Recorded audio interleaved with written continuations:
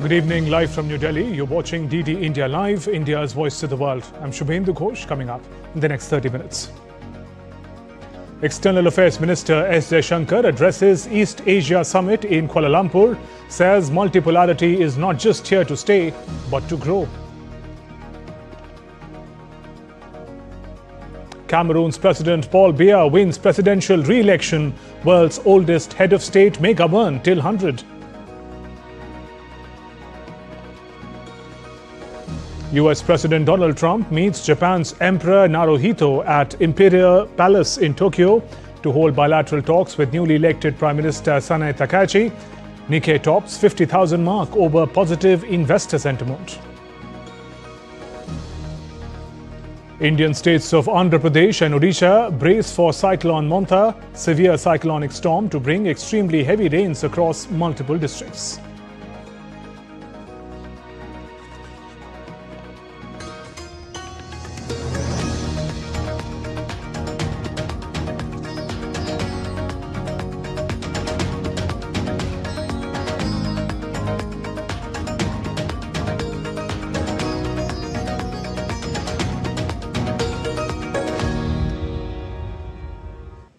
India's External Affairs Minister Dr. S. Jaishankar delivered a national statement at the 20th East Asia Summit in Kuala Lumpur today. During his address, he conveyed warmest greetings of Prime Minister Modi to East Asia Summit on its 20th anniversary, welcoming Timor-Leste to the forum. He mentioned that there are growing concerns about reliability of supply chains and access to markets. Hence, multipolarity is not just here to stay, but to grow, which require a serious global conversations. Minister Jaishankar said India welcomes the Gaza peace plan and seek an early end to the conflict in Ukraine. He highlighted that terrorism continues to pose a corrosive threat and urged member nations to display zero tolerance, emphasizing that there is no room for ambivalence. He also underlined India's right of defense against terrorism can never be compromised. The minister reiterated India's commitment of an absolute support in activities of East Asia Summit and its future directions. He also said India remains strongly committed to further strengthen maritime cooperation in line with ASEAN outlook on the Indo-Pacific and shared commitment to the 1982 United Nations Convention on Law of the Sea.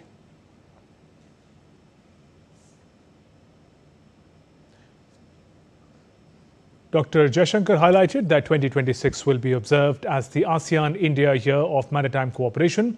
He proposed an East Asia Summit Maritime Heritage Festival to be held in the ancient port of Lothal in Gujarat, expressed India's intent to host the 7th EAS Conference on Maritime Security Cooperation. He further said India was the first responder during March earthquake in Myanmar, adding that India-Myanmar-Thailand trilateral highway continues to progress.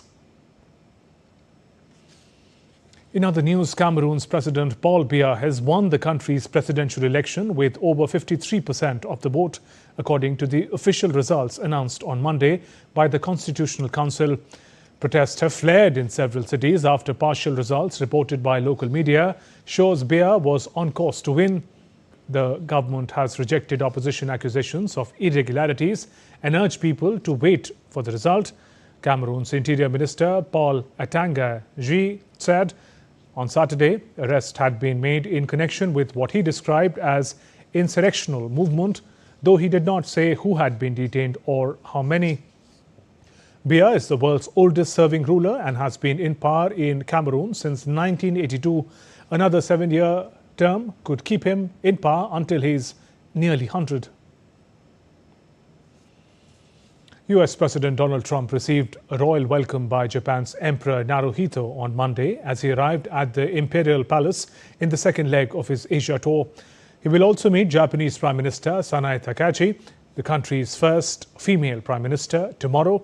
The meeting is considered a major diplomatic test for PM Takaichi, who assumed office on October 21st. The two leaders are expected to focus on strengthening Japan-US alliance and address key security concerns. In addition to meeting Takaichi, Trump is also scheduled to engage further with Emperor Naruhito. United States and China have agreed on a range of contentious points as part of a trade deal ahead of key meeting between leaders Donald Trump and Xi Jinping later this week.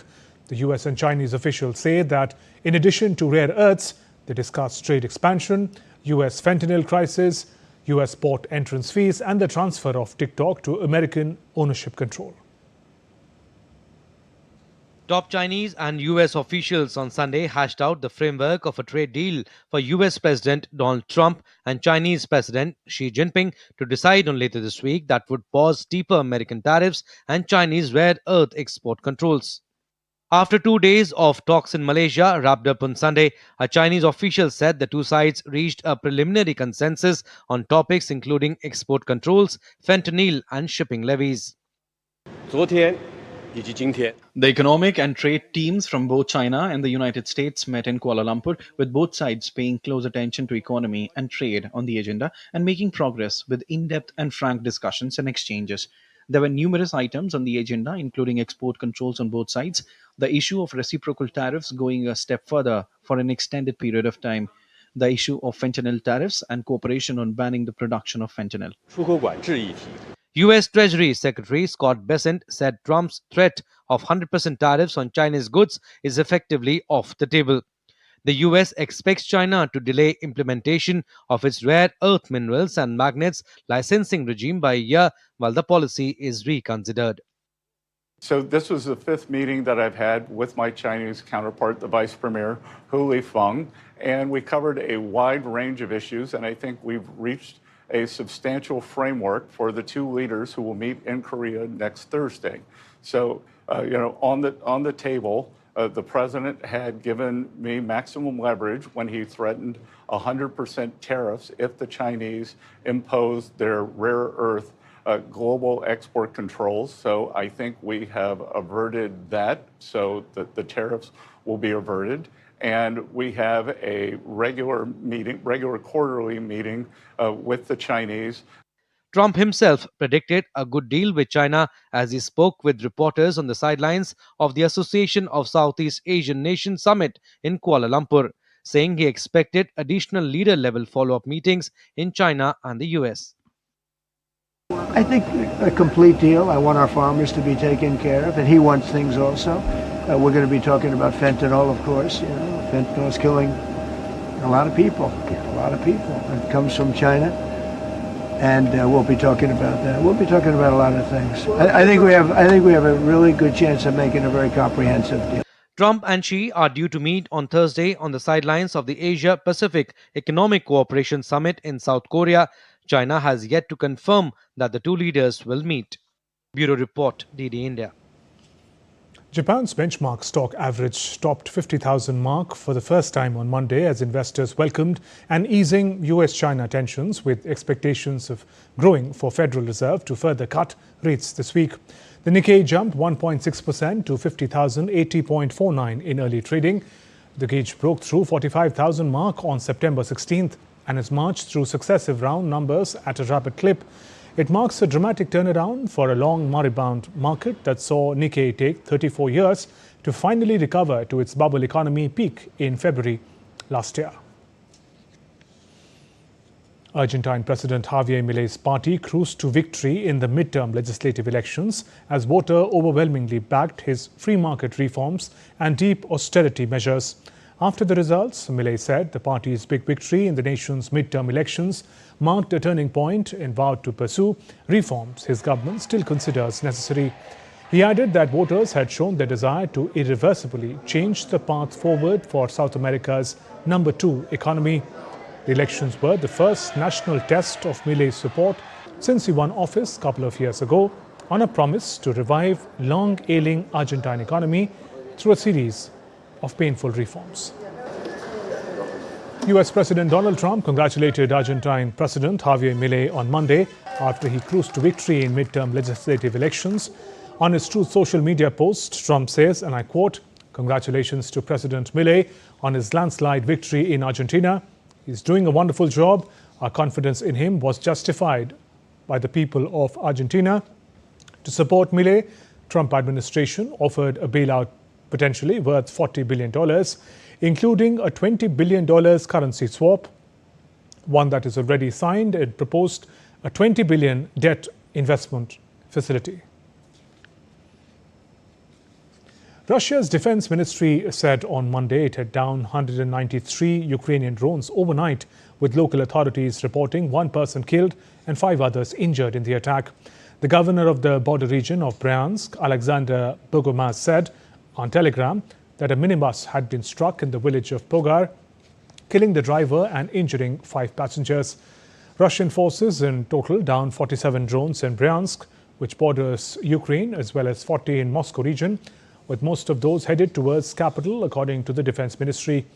Russian aviation watchdog Rosaviatsia said 2 of Moscow's 4 airports, the Domodedovo airport and the smaller Zhukovsky airport, were briefly closed for safety reasons.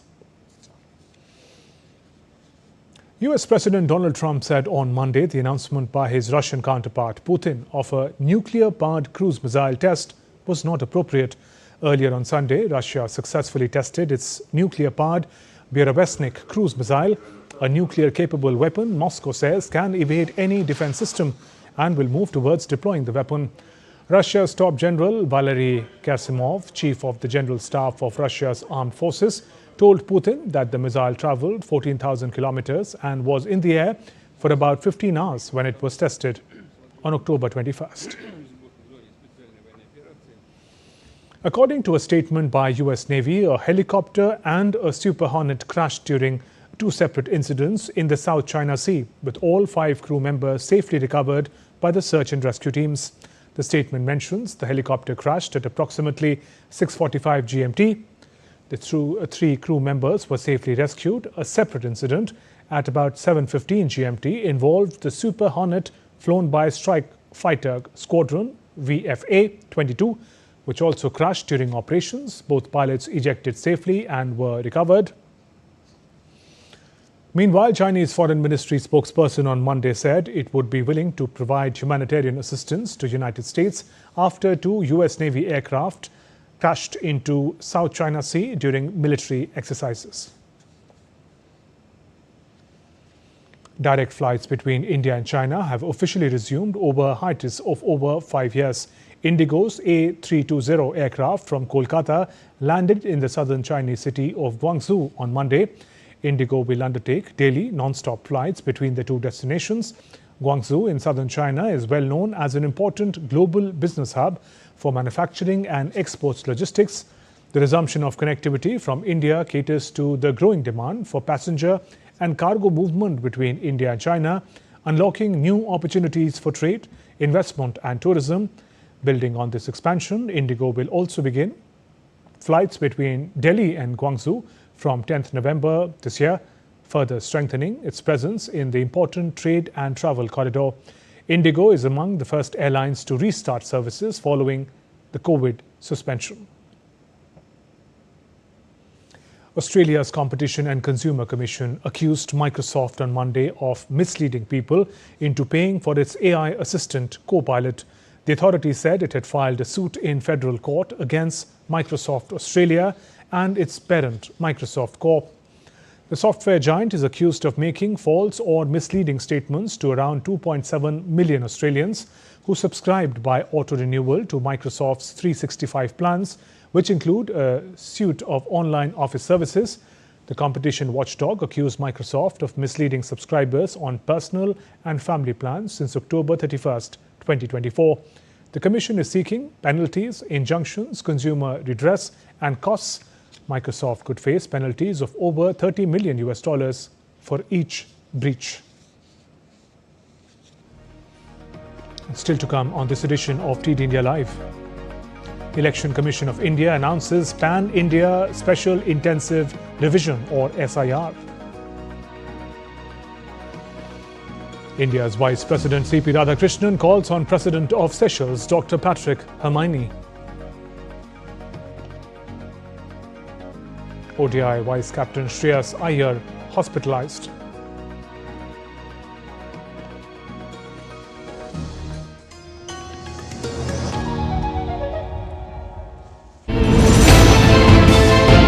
Geopolitics and trade deals.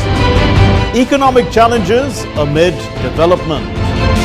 Hard work and the path to prosperity. It's the economy always.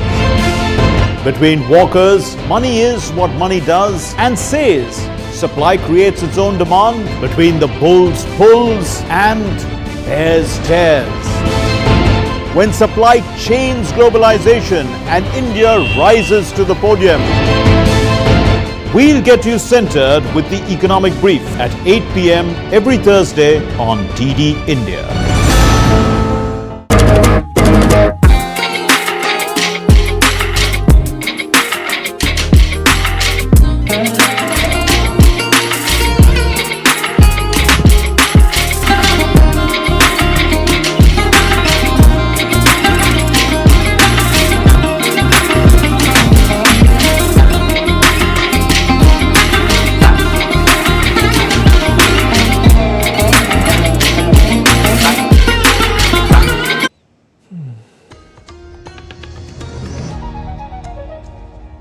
Welcome back. You're watching DD India Live. I'm Shubhendu Ghosh.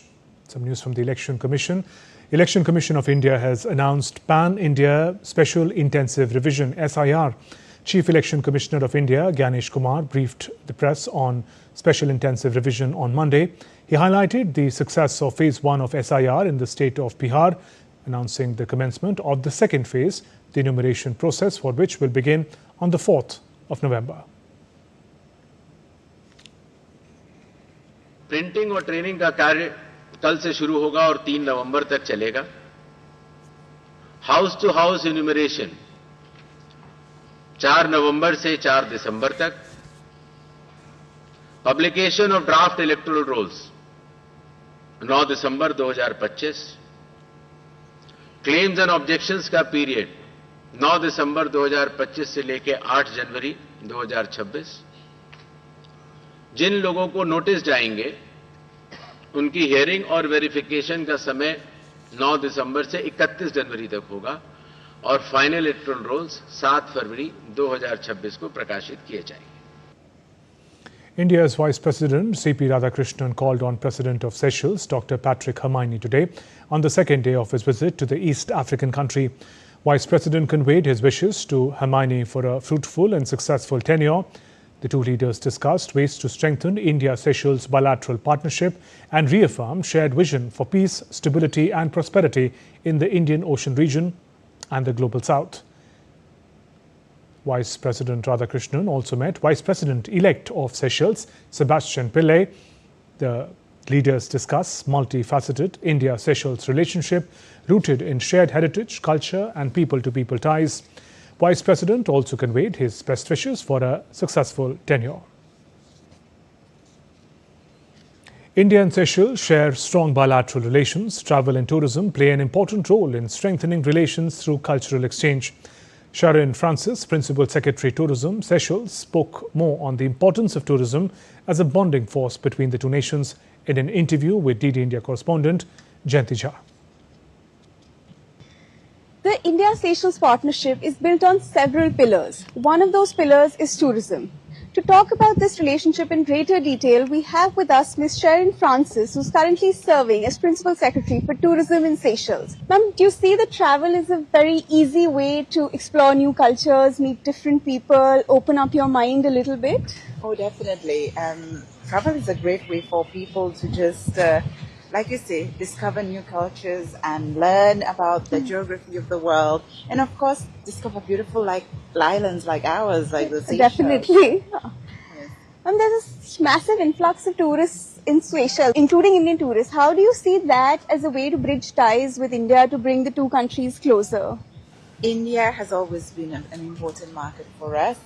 And now with a new airline that has connected the two nations closer together, Indigo, we saw a huge influx in 2025. Actually, India now is almost there in our top 10 markets for Seychelles, which is a very important development. Important because it won't just be bringing visitors to the destination as much as for us as Tourism Seychelles, this is what we'd like to see. Yes. But it will bring these two nations much closer to each other because other than visitors, I'm pretty sure this flight will also serve for Seychelles to discover incredible India, the land which has so much flavors, but also to facilitate travel between a lot of the trade workers, also, trade, as well as the diaspora as well, definitely. living in Seychelles. This was Ms. Sharon Francis, who told us how travel and culture can play such an instrumental role in bringing nations together, especially India and Seychelles, which have a relationship that has lasted for centuries. With camera person Saurabh Shukla reporting from Seychelles, this is Jayanti Jha for DD India. On to some other news. Indian states of Andhra Pradesh and Odisha are bracing for Cyclone Montha's landfall on Tuesday. With severe cyclonic storm Montha closing in on Andhra Pradesh coast near Kakinada, the state government has placed its administration on maximum alert. The system is expected to make landfall with 90 to 110 kilometers per hour winds and heavy to extremely heavy rains across multiple districts. Chief Minister Chandrababu Naidu reviewed the developing situation from Real-Time Governance Centre at the Secretariat on Monday. He spoke with Prime Minister Modi, who assured full support from the Union government. The Chief Minister instructed authorities to monitor the cyclone's movement hour to hour and take zero-risk measures, especially in coastal and low-lying habitations. The Chief Minister has also appealed to citizens to stay indoors and remain vigilant until all clear instructions are issued.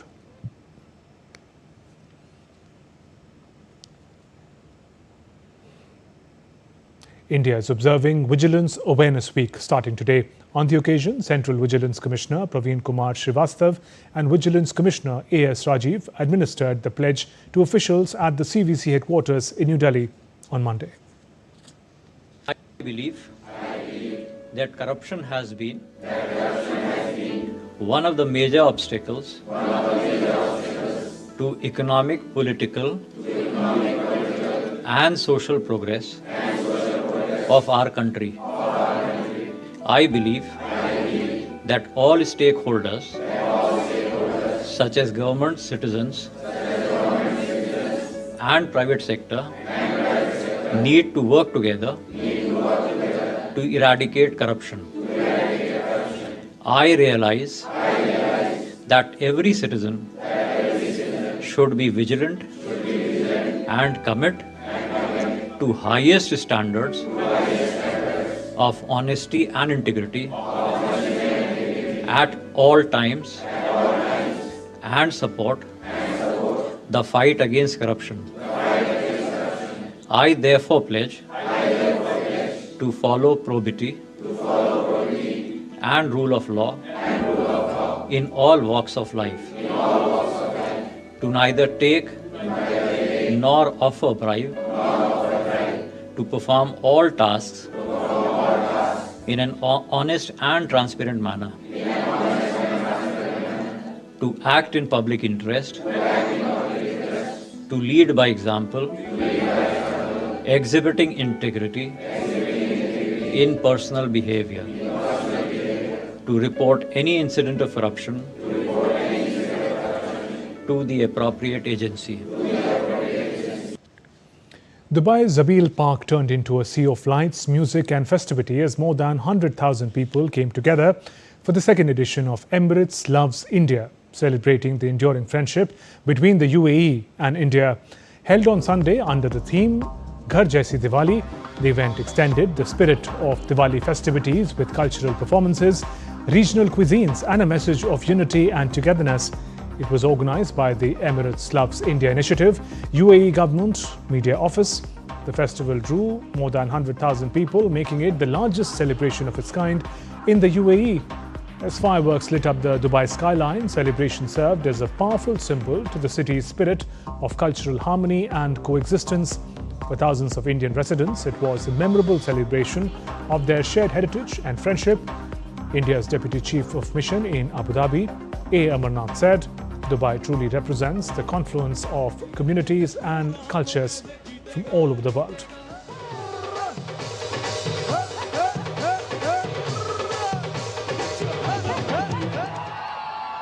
Poliela,